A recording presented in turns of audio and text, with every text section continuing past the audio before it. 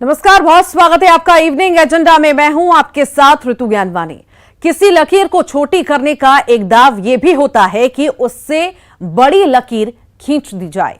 तो 2023 के विधानसभा चुनाव के पहले आरोपों की सियासत में उलझने के बजाय क्या सीएम शिवराज राजनीति की इसी ही राह को पकड़ रहे हैं? कैसे सरकार के खिलाफ उठने वाले हर मुद्दे की सीएम शिवराज हवा निकाल देते हैं? देखिए शिवराज के राज में कैसे हुए मुद्दे फ्यूज, विपक्ष कंफ्यूज।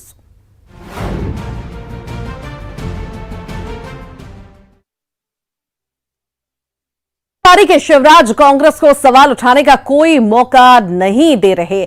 समाज से सरोकार तो नौकरशाही पर लगाम भी। हाथ के हाथ जनता के सामने फैसले और सरकारी विभागों की मॉनिटरिंग भी सख्त कि जनता के हक के फैसले जमीन पर कब तक उतरेंगे, तारीख भी बताई जाए।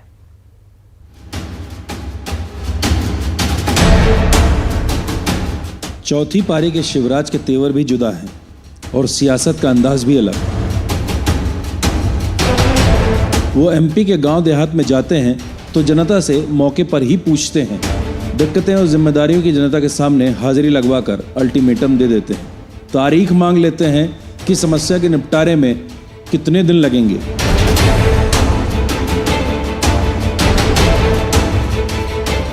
जल निगम से कर क्या रहा है? मेरे क्षेत्र में पानी नहीं जा रहा,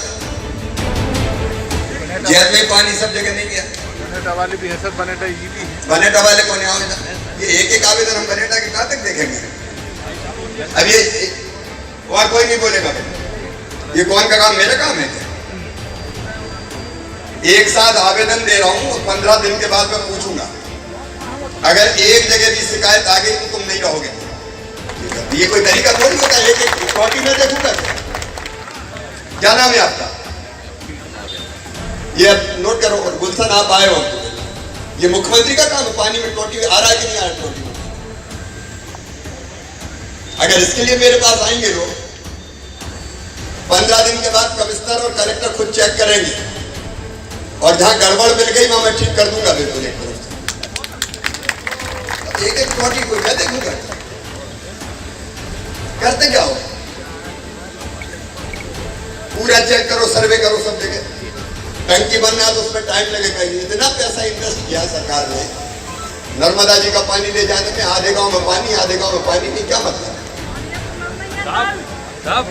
मंदिर पे अभी तो कोई मत बोलो, मैं बोल रहा हूँ। अब ऐसा मत बोलो, पानी की हमारे वहाँ पे पानी नहीं। अलग अलग मत बोलो। पूरे उसका चेक करेंगे और 15 दिन बाद मुझे रिपोर्ट करेंगे। उसके बाद अगर कहीं से शिकायत आ गई तो फिर खैर नहीं। नौकरशाही का लगाम कसते शिवराज। एक लाइन का संदेश शिवराज का, 29 दिन काम, 1 दिन समीक्षा। कानून व्यवस्था को लेकर भी शिवराज ने सख्त लहजे में कहा, ऐसे माहौल बनाया जाए कि अपराधी माफिया नेस्तनाबूद हो जाए। शहर स्मार्ट बने हैं लेकिन गांव छूटे नहीं। तो सीएम शिवराज का नया प्रयोग गांव की भी सालगिरह बनेगी। आज गांव का जन्मदिन है। गांव के लिए गौरव दिवस है। गांव के सब भाई और बहन मिलकर तय करेंगे कि गांव में आगे क्या करना है, सरकार क्या करे और गांव वाले क्या करें। तो ये आपका गांव है, इसी तरीके से और भी लोगों के गांव है, उनमें ये पहल आज जैत से शुरुआत हो रही है। हर गांव का गौरव दिवस मनाया जाएगा, हर शहर का गौरव दिवस मनाया जाएगा और ग्रामवासी मिलकर तय करेंगे, शहरवासी मिलकर तय करेंगे अपने गांव और शहर को कैसे आगे बढ़ाना है। ये उत्सव गाँव की तस्वीर बदलने का जरिया बनेंगे। सरकार और समाज हाथ मिलाकर जुटेगी इस अभियान में। बताइए, क्या ऐसी सकारात्मक पहल में शिकायत की कोई गुंजाइश है? लेकिन सीएम शिवराज ने बहुत खूबी से कांग्रेस के हाथ से एक और मुद्दा छीन लिया। असल में शिवराज एमपी में वो ब्रांड बन चुके हैं जिस पर जनता पूरा भरोसा करती है। आपदा को अवसर में बदलना जानते हैं शिवराज। ये कोरोना की पहली, दूसरी और तीसरी लहर में उनकी वर्किंग ने बता दिया कि कैसे वो सियासी तीरों का रुख बदल देते हैं। अब दांव ये कि 2023 के विधानसभा चुनाव से पहले विपक्ष का हर मुद्दा कर दिया जाए फ्यूज। भोपाल में अनुराग श्रीवास्तव के साथ bureau report, news 18 Madhya Pradesh Chhattisgarh.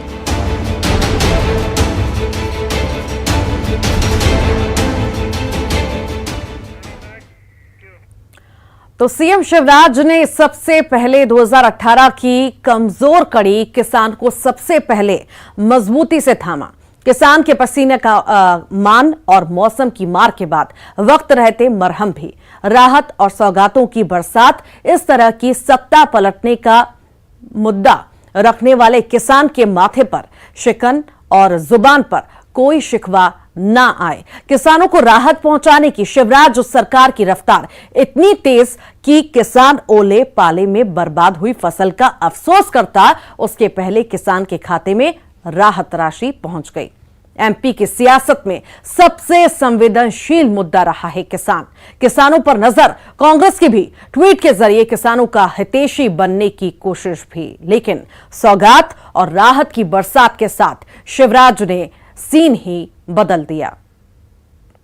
में बीमारी कीट पतंग लग जाते हैं, उसका समय पर मुआवजा भी मिलता है और बीमा भी प्राप्त होता है। अभी 2020 की जो सोयाबीन की फसल खराब हुई थी उसका बीमा प्राप्त हुआ है मुझे 20,730 रुपये, जिसके लिए मैं माननीय मुख्यमंत्री जी का दिल से आभार करता हूँ। चाहे वो पानी के मामले में हो, हमारे यहाँ पानी पहले नहीं था, उसके एवज में हमारे यहाँ 5 डैम दिए हैं, वो भी पाइप लाइनों के जरिए किसानों के खेतों में जाएगी। और उसके बाद हमें बीमा का नंबर आया तो लगभग हमें 2017 में बीमा मिला था, उसके बाद हमें 2020 का हम तो बीमा ही भूल चुके थे, उसके एवज में हमें 2022 में फिर बीमा मिला है। इसलिए हम माननीय मुख्यमंत्री जी का दिल से धन्यवाद देते हैं।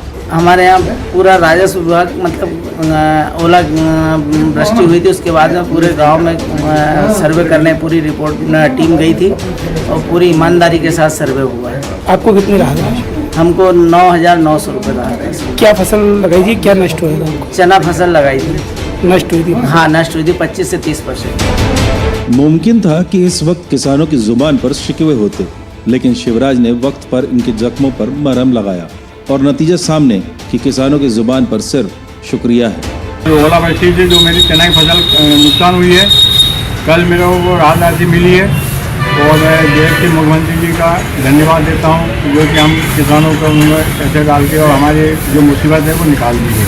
हमारे को जब से शिवराज सिंह चौहान यानी मुख्यमंत्री बैठे हैं, जब से हमको सारा लाभ मिल रहा है। किसान को यानी कोई चीज़ का कमी नहीं है, उनके खाते में चाहे जब भी पैसे यानी रहता ही है, नहीं तो एक समय पहले कोई पैसा ना कोई धेला ना कोई बात है। तो इस कारण से हमको शिवराज सिंह बैठे हैं मुख्यमंत्री, जब से हमको सारा लाभ मिल रहा है। ये फसल बीमा, फसल नष्ट हो जाते उसका भी हमको बीमा मिलता है, फसल बीमा मिलता है, बीमा मिल जाता है। बीमे की राशि का जो लोगों ने कभी सुना नहीं था, वो बीमे की राशि मिल चुकी 2-3 बार, और साथ ही हमको कभी कभी गारपीट हुई तो मुआवजा भी मिला है एकदम तुरंत, जो किसानों के हमेशा काम में आते रहा है। चौथी बात, आज मैं देख रहा हूँ कि हमारे क्षेत्र में शिवराज जी की मेहरबानी से जो सिंचाई के क्षेत्र बढ़ा है, जिसकी हमने कभी कल्पना भी नहीं की थी। ताप्ती नदी पर उनने ऐसे बांध बनवा दी हैं जिससे लगभग 50,000 से 60,000 हेक्टेयर की सिंचाई होने वाली है। हमारा क्षेत्र बहुत ज़्यादा हरियाली से मतलब संपन्न होकर के किसानों को संपन्न करेगा। पिछले दिनों पड़े ओले पाले में प्रदेश के 13,40,000 हेक्टेयर से ज्यादा की फसल बर्बाद हुई। सबसे ज्यादा नुकसान गुना और सागर जिले में हुआ, लेकिन ऐसे 26 जिले हैं जहां मौसम की मार ने किसानों की कमर तोड़ दी थी। मुझे कई बार बड़ा आश्चर्य होता है जब कांग्रेस के लोग किसानों की बात करते हैं, थोड़ी तो लज्जा आए। जब कांग्रेस की सरकार थी किसानों को राहत की राशि नहीं मिली। जब कांग्रेस की सरकार थी फसल बीमा योजना का पैसा नहीं मिला। फसल बीमा योजना का पैसा इसलिए नहीं मिला था कि प्रीमियम की राशि जो सरकार को भरनी थी, राज्य सरकार को वो भरी नहीं थी कांग्रेस की सरकार ने। और तब मुख्यमंत्री बनते पहला काम मैंने कोई किया था तो संकट होने के बावजूद भी हमने 2200 करोड़ रुपया प्रीमियम का किसानों की तरफ से जो प्रीमियम था, सरकार का जो देना था, वो हमने सबसे पहले जमा किया। सरकार ने रफ्तार सर्वे करवाया और 26 जिलों के 1,46,101 किसानों को 202 करोड़ से ज्यादा की राहत राशि बांट दी गई। विपक्ष का मुद्दा उठने से पहले ही फ्यूज कर दिया गया। किसानों के खाते में बीमा राशि भी पहुंचा दी गई और इस मुद्दे पर तो कांग्रेस ने भी मुख्यमंत्री का आभार जताया। शिवराज सरकार का दावा है कि बीते 22 महीने में 1,76,000 करोड़ रुपए किसानों के खाते में डाले गए हैं। किसानों से जुड़े हर मुद्दे पर सरकार की सजगता विपक्ष को हमलावर नहीं होने देती। 26 जिलों में 202 करोड़ रुपए अस्वस्थ होने के बावजूद भी उनको किसानों की चिंता, और इसलिए किसानों के खातों में 202 करोड़ डाले हैं। मैं मध्य प्रदेश के किसानों की ओर से कृषि मंत्री होने के नाते उनको बहुत बहुत धन्यवाद करता हूं, आभार व्यक्त करता हूं। हमारे राजस्व मंत्री गोविंद सिंह राजपूत जी मेरे परम मित्र हैं, उनका भी धन्यवाद करता हूं। और किसान भाइयों, अभी तो राहत राशि मिली है, बीमा की राशि भी हम देंगे। हमने 72 घंटे के अंदर सभी कलेक्टरों को माननीय मुख्यमंत्री जी के निर्देश पर सूचित कर दिया कि अधिसूचित करें। बीमा कंपनी को सूचित किया और बीमा कंपनी, राजस्व विभाग और कृषि विभाग की संयुक्त टीम ने वीडियोग्राफी कराकर और किसान के खुद के हस्ताक्षर करके नजरी आकलन किया है और ओले से पाले से जो नुकसान हुआ उसका पंचनामा बना के एक कापी वहाँ दी है। उसकी राहत राशि भी मिलेगी। जल्द ही 25% राशि हम किसानों के खातों में बीमा की भी डाल रहे हैं और जैसे ही आनावारी आएगी उस समय 75% राशि फिर बीमा की डलेगी। पूरे मध्य प्रदेश के अंदर शिवराज सिंह चौहान हमेशा से ये करते आए हैं कि भारतीय जनता पार्टी के चिन्हित जो किसान हैं, जो पदाधिकारी हैं, उनके अलावा किसी किसान भाई को ये पैसा देने वाले नहीं हैं, चाहे फसल बीमा हो, चाहे मुआवजा की राशि हो। मध्य प्रदेश के अंदर ये उदाहरण है। अभी मुझे जानकारी मिली है कि निवाड़ी में मात्र किसान को 600 रुपये मिले हैं। तो ये जो लूटने और ठगने का काम मध्य प्रदेश में हो रहा है, शिवराज सिंह चौहान की सरकार में, ये उदाहरण के तौर पर ये मेवा वास्ता पाया भी किसान का। तो ये सारी चीज़ें सिर्फ इनकी थोड़ी घोषणाएं हैं, सिर्फ ये दिखाने के लिए, सिर्फ भारतीय जनता पार्टी के लोगों को मजबूत करने का काम कर रहे हैं। गरीब किसान मजदूर को ना कोई फसल बीमा ये ढंग से देंगे और ना ही मुआवजा राशि देंगे। अभी बाढ़ पीड़ित जो श्योपुर जिले में और शिवपुरी जिले में, मध्य प्रदेश के कई जिले में आई थी, उसके अभी तक किसी किसान भाई को मुआवजा नहीं मिला। जिनकी गाय पशुएं जो बह गई थी बाढ़ों में, उनका आज तक किसान दर की ठोकरें खा रहा है। श्योपुर जिले का आज तक एक पैसा उनको नहीं दिया गया है। कलेक्ट्रेट जाते हैं तो वो कहते हैं कि अभी पैसा नहीं आया है। तो सिर्फ ये लूटने ठगने का काम प्रदेश में शिवराज सिंह चौहान कर रहे हैं। इस सरकार से हमें कोई उम्मीद नहीं है कि गरीब किसान मजदूर की ये हक की लड़ाई लड़ेंगे या मुआवजा देंगे। बीते लगभग 2 वर्ष में किसान सम्मान निधि, 0% ब्याज पर ऋण और अन्य सभी किसान कल्याण योजनाओं में कुल 2.25 लाख करोड़ रुपए किसानों तक पहुंचे और कोरोना के विषम हालात में भी सरकार ने प्रदेश के 17,16,000 किसानों से गेहूं और 6,61,000 किसानों से धान की खरीदी की है। किसानों के लिए हमारी आत्मा और हमारा दिल धड़कता है। मैंने पहले भी कहा है कि अगर ओले गिरते हैं तो हमें कई बार ये लगता है कि किसान के खेत में नहीं, हमारे सीने पे ओले गिरे हो। रातों में नींद नहीं आती, फिर हम चैन नहीं लेते, चैन से नहीं सोते और तुरंत कोशिश करते हैं कि हम किसानों को राहत देने का काम करें। अब सरकार में फर्क देख लीजिए।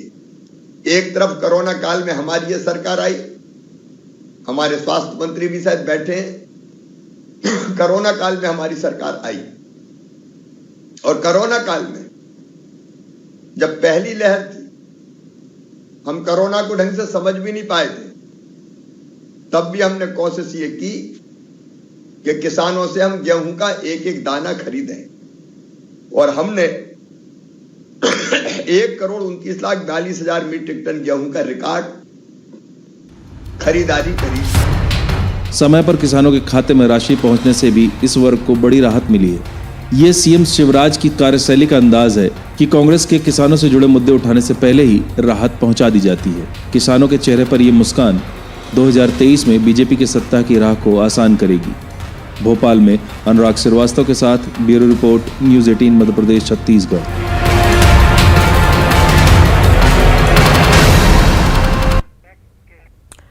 किसानों के बाद दूसरा मुद्दा नौजवानों का। कोरोना संकट के बाद नौजवानों के रोजगार का मुद्दा। कांग्रेस 2023 में बेरोजगारी का सवाल उठा पाए, उसके पहले यहां भी शिवराज विपक्ष को कोई मौका नहीं देना चाहते।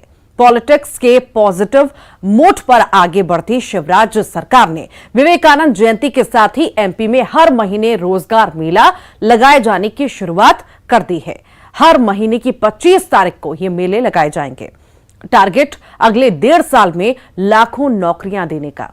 केवल सरकारी भर्तियां ही नहीं, सरकार की कोशिश ये भी है कि नौजवान स्वरोजगार खड़ा करें।